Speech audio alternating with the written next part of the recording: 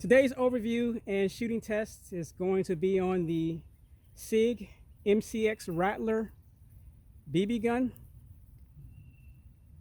It is a CO2 powered blowback, semi-automatic and 3-round burst 177 caliber BB pistol carbine.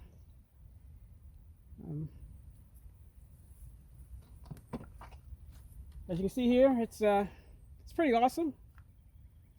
Has a nice weight to it. If I'm correct, I think it's like 4.6 pounds. I've made some alterations to this. I just got it yesterday. I did some shooting with it, wrote down what I liked, what I didn't like.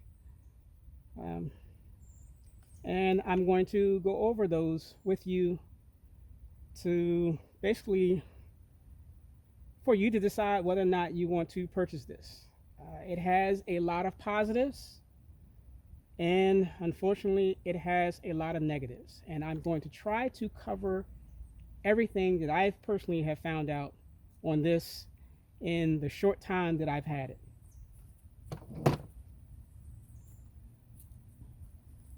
It uses a detachable magazine.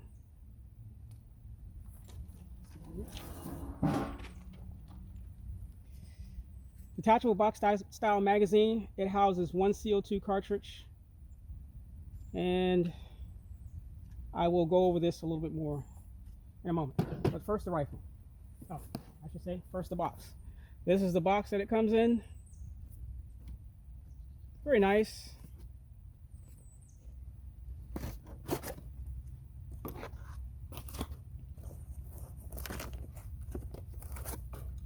Came well packaged. Then I see an instruction manual. I'm assuming that this is it. It says for complete instructions and product information, you can scan that or visit a website.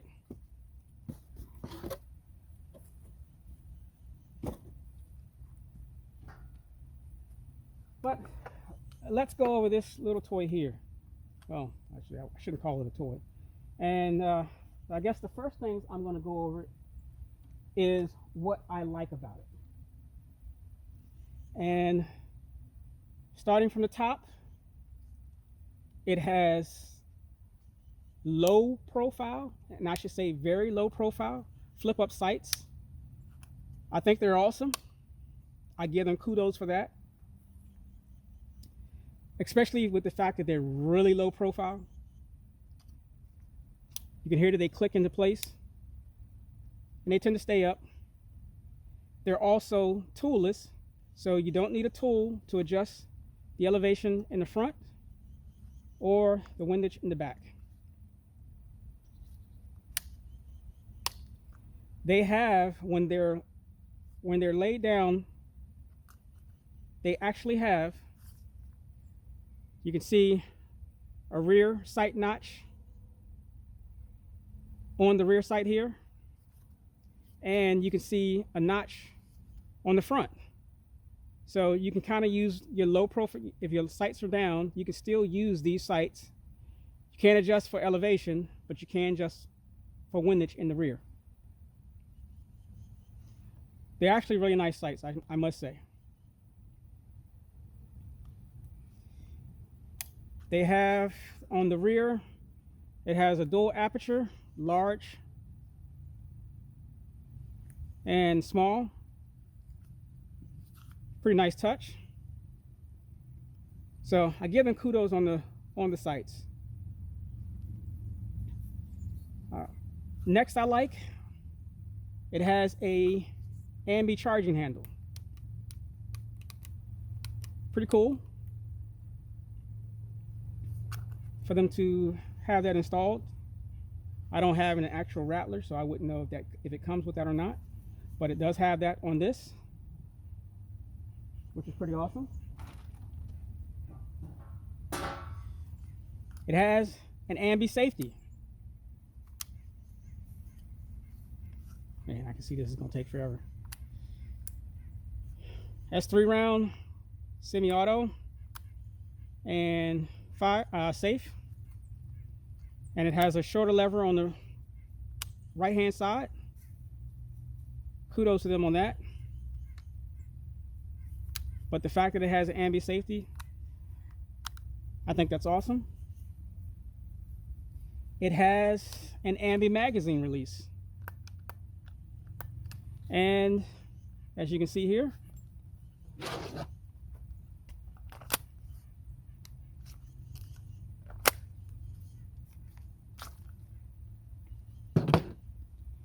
and the magazine release button on the right hand side is an enlarged magazine release. Very nice. And it is shrouded to prevent it from accidentally ejecting the mag. This side, the button is enlarged. It's very nice. The bolt release, bolt lock, the lever is enlarged at the bottom. Very nice. But it is not ambi.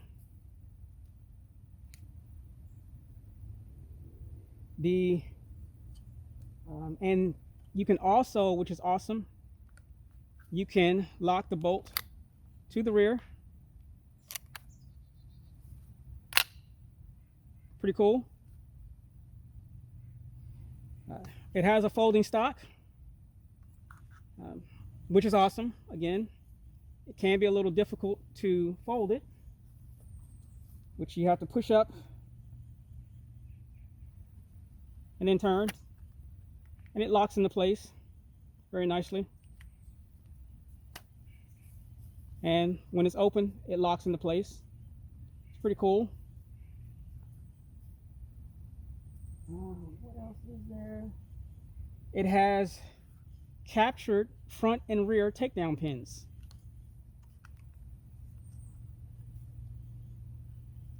Very nice touch, so you don't have to worry about losing those.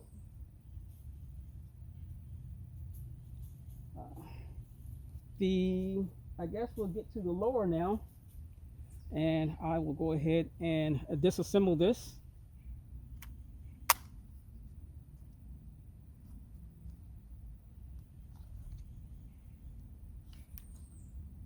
If I can get this pin out.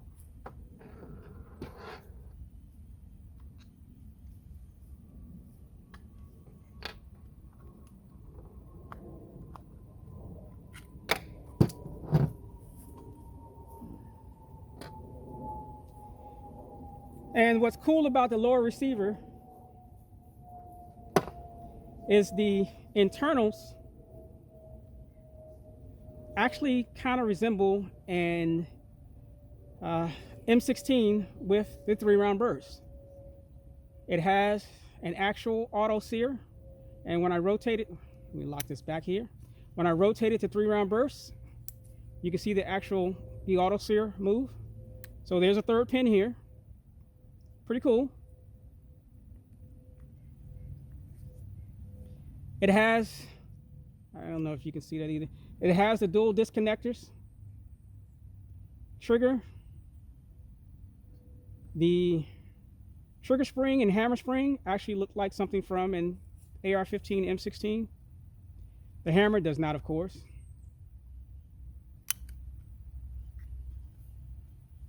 The trigger pull in semi-auto is 4 pounds, 13.1 ounces. The trigger pull in burst is 5 pounds, 2.1 ounces. It also has, it has a really short reset.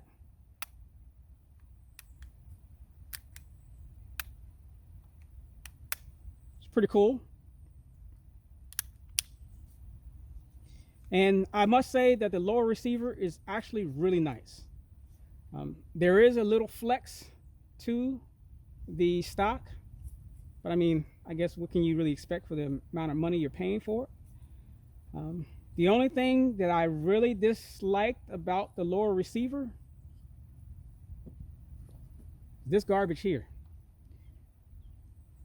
I don't know who at Sig designed this grip right here, but whoever did should not be allowed to design anything else, ever.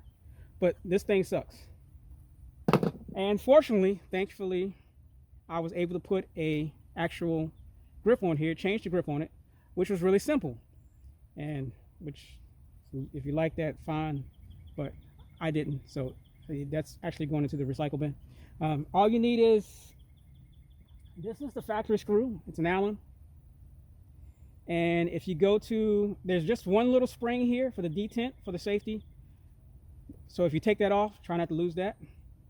And then pull that out, pull that trash off. Put on your grip of choice. And if you go to try to use the factory screw that came with it, it won't work. It's too short. It's not long enough. So fortunately, in my little bin, you can see here the difference in the height, and it doesn't take much. If I line, it's kind of hard to get this on camera, but line them up at where they mate. This screw right here is long enough to mount that pistol grip. This one is not, so you can't use it. And you can probably get this from any hardware store. But trash, absolute garbage. But anyway, other than that, lower receiver is really nice. Again, the trigger's nice, functions just like a selective fire weapon. I give them kudos on that one. The folding stock. So on to the top, back to the top, I should say. Another thing I got to get to, the bolt can be removed. I'd highly recommend not doing so, because when I did, there's actually, and I don't want to lose anything right now. If you pull the bolt out, there's two little metal pieces that fit on each side, which will fall out. And then the first thing you're thinking is like, where the hell these go? So I'd highly recommend, if you don't have to pull the bolt out, don't.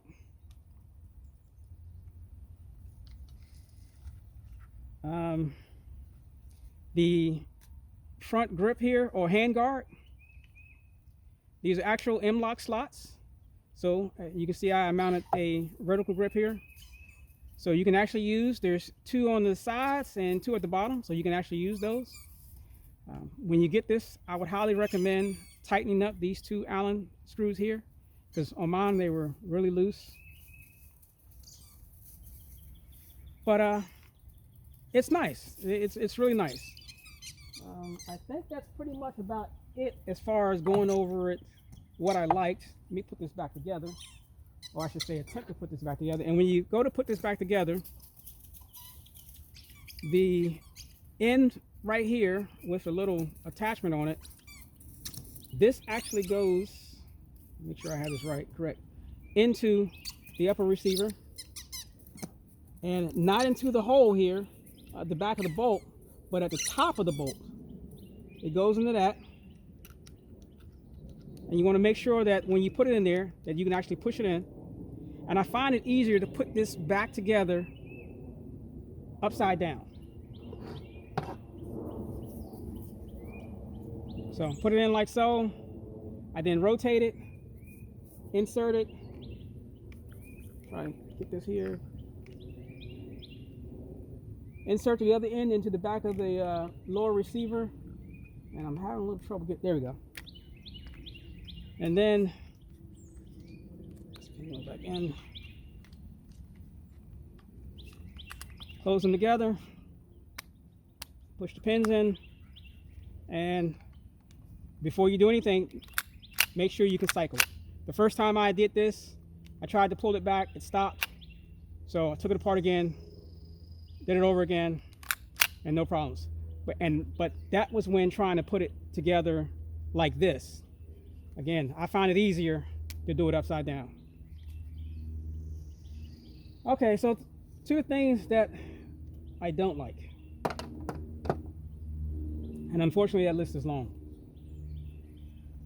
You can't remove this muzzle attachment.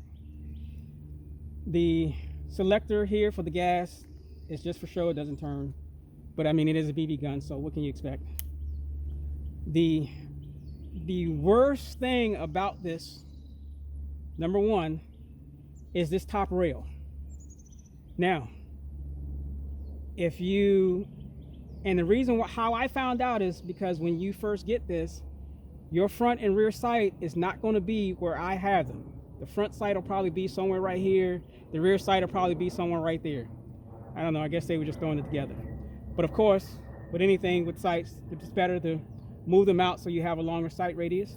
So I brought the front sight all the way out, and then I brought the rear sight to where when I fold it down, it's right at the back of the charging handle, like it really should be. But these sights were actually on pretty loose. So when I took them off and went to tighten them back up, all this rail was doing was flexing. And I'm like, that's absolute garbage.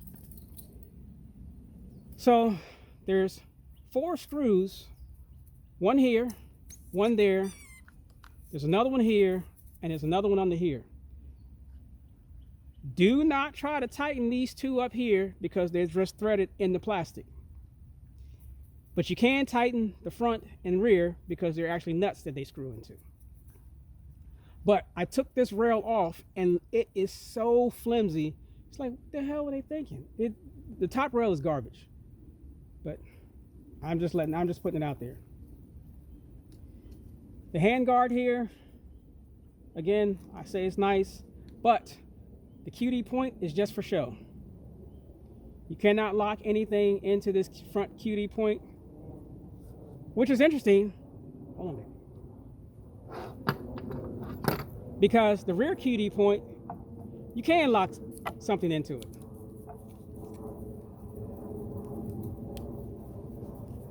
It actually locks into the rear. I don't know, I guess they missed that one. But it does not lock, it cannot lock into the front. It'll fit in there, but it won't lock. And that's why I have this here. And the reason why, well, I should say, since the front doesn't lock, that's why I have the rail sling attachment here. But for the rear, I don't use the rear, and I was going to, because this is all plastic. And even though it does lock, there's just a little rim there that it's latching onto, and it's not much. So you snag on something, it's going to pull it right out. That's it. So I'd highly recommend it. Again, like I said, it does lock. I wouldn't use it.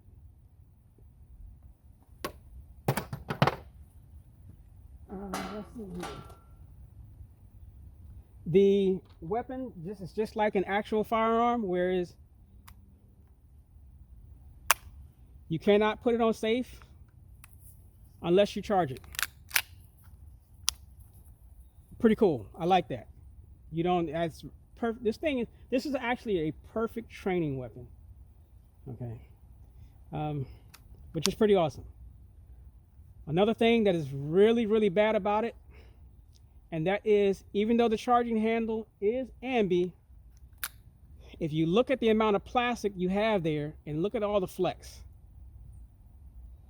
So if you're going to use this charging handle, even though you can use it, you're able to use it one hand, I'd highly recommend using 2 fingers in doing it, because I just don't know the longevity of that plastic charging handle.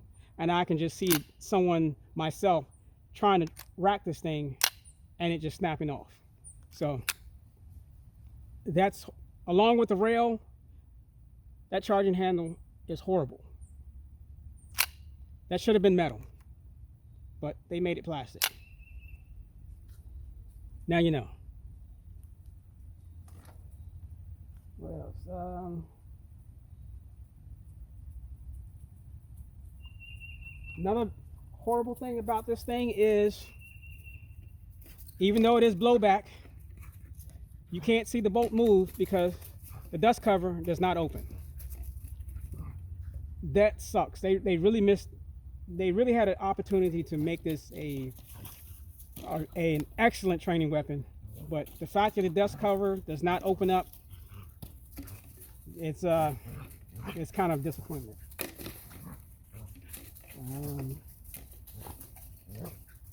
I think that's about it. As far as going over the good and the bad things about it, the actual gun itself, the magazine, it's literally almost identical to the size of an actual AR-15 magazine, which is pretty cool. You can actually see it actually fits that. Oh yeah, it does have a flared mag well also. And I like the trigger guard, which is pretty cool.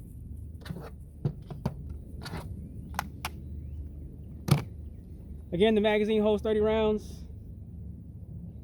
You basically pull the bottom off here, this bottom cap. Turn it over. There's the piercing knob, the single CO2. The only thing I found about loading the CO2 is when you go to turn this knob, this little tab right here kind of gets in your way a little bit. So you try to get used to that. But other than that, it's pretty cool. It would be nice. No, I shouldn't say it would be nice. It would have been really nice if this was a dual CO2 magazine. I don't know how they could have done it, but I guess SIG engineers could have probably figured that out somehow or another. Because by being only a single CO2, this rifle doesn't have any ass behind it. It's kind of pretty anemic. They rated at 325 feet per second. And you don't get very many shots, especially if you shoot it in the 3-round burst mode. So I'll get to that in a moment also. The loading it is really easy, much easier than the Crosman DPMS magazines. Even though it kind of looks the same on the front, the tab here, the follower, is much easier to get your nail on it. And where Crosman also messed up, it locks into place. So kudos on SIG for that. I guess the biggest weakness to this magazine,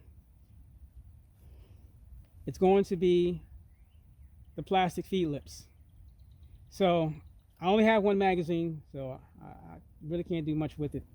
But if you go to eject this magazine when it's empty, I'd make sure it's on some grass, and yeah, try not to fling the weapon or anything like that. But to me, that's the biggest weak point, is the plastic feed lips. That's kind of a disappointment right there. But it's awesome because it actually, like an actual firearm or the airsoft guns and a lot of BB guns now, it will, as the bolt comes forward, actually load one into the barrel, which is pretty cool. So I think that's pretty much it as far as going over this.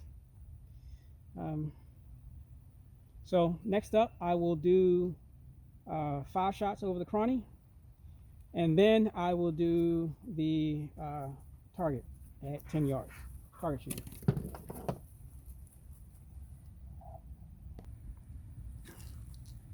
So for both the accuracy and the velocity, I'll be using the Daisy match grade BBs. The temperature right now is roughly right around 60 degrees here in good old Maryland stand. And here goes.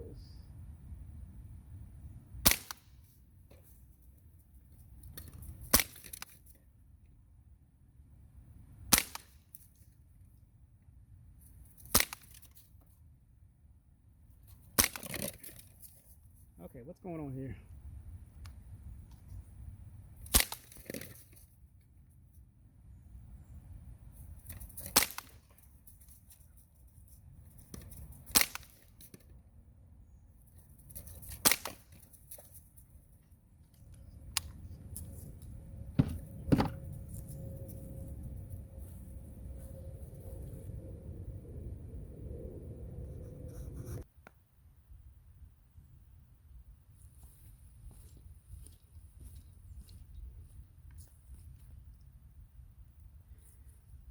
So next up, I'm going to fire 10 shots at 10 yards.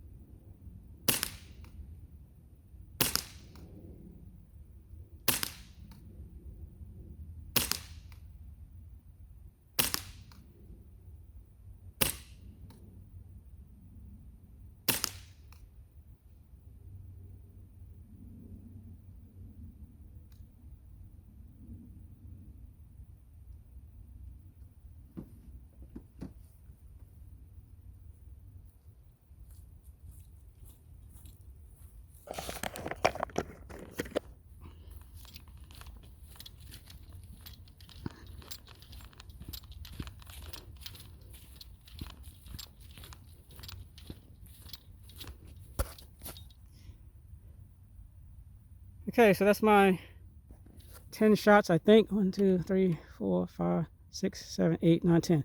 That's my 10 shots at 10 yards. And it actually looks kind of depressing. So what I'm going to do is I'm going to try that again.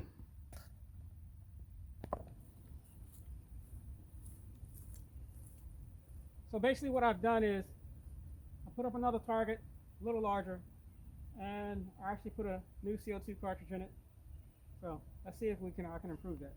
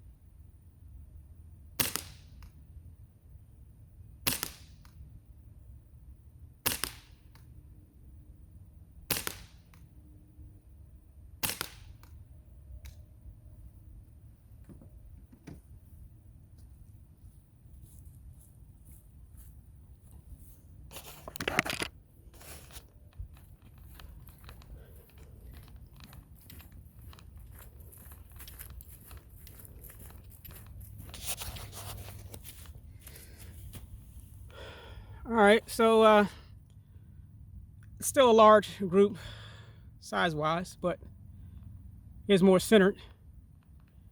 1, 2, 3, 4, 5, 6, 7, 8, 9, and 10. So slight improvement. Next up will be the 3-round burst. I will do 12 shots and at the same distance with a new target. We'll see what that looks like.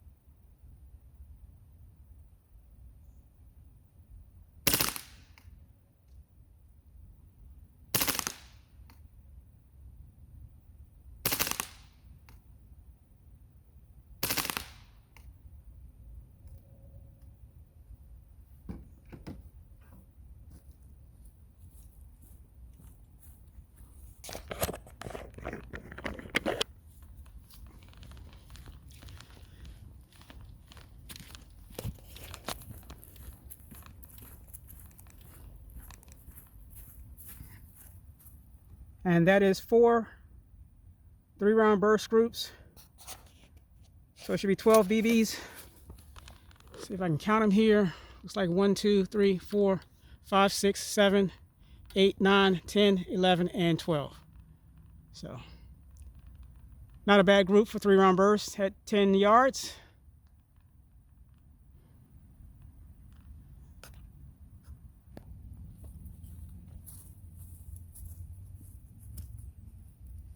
So last but not least is a little video of me doing some shooting with it. Got some cans. And I'll start out with semi-auto, then do the burst, and we'll call it a day.